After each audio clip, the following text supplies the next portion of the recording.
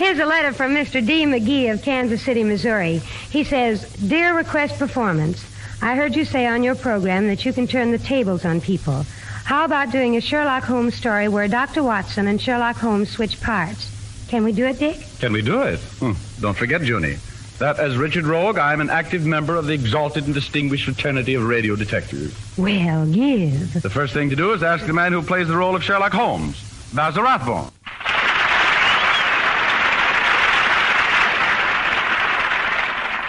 I'll be delighted to assist in answering Mr. McGee's request, if it's all right with Dr. Watson. Well, what about it, Nigel Bruce? I say, you mean I'm to play Sherlock Holmes and solve the crime and get the girl and all that sort of thing? That's right, and Basil Rathbone will play Dr. Watson. I say, this ought to be a jolly bit of fun, jolly. Basil, may I borrow your pipe and your houndstooth jacket? Certainly, and here's my deer stalker hat. Fine, I'll slip it on. There. How do I look in this deer stalker? Very nice, but tilt it down a bit over your left antler. There we are. Like this? That's fine, old boy. Music, old boy.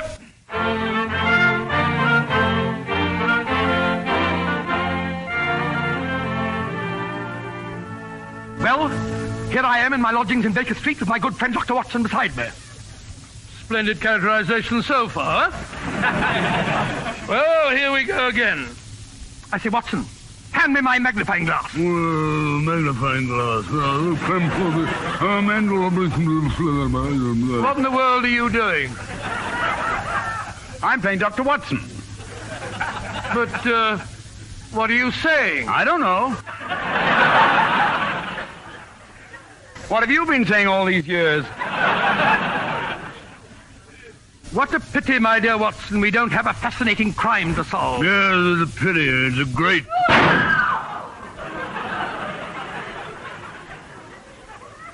pity. I think someone has been murdered. Amazing, Holmes. How do you arrive at that deduction?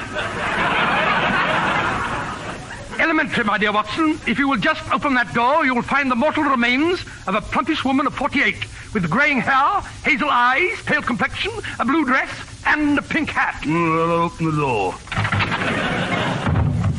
Good gracious, for once, Holmes, you're wrong.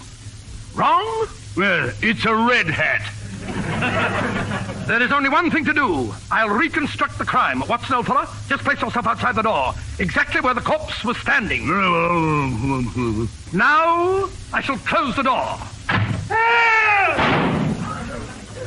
Just as I thought. Dead.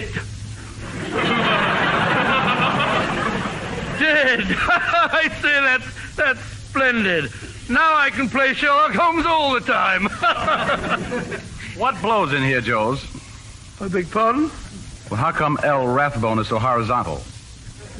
I don't quite follow you, old boy. Look, I'm a detective on the radio, too.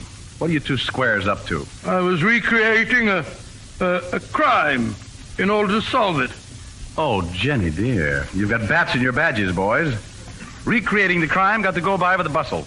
Got to go by? Sure, that went out with button shoes. You're singing a tune from Saskatoon. Oh, really? Saskatoon?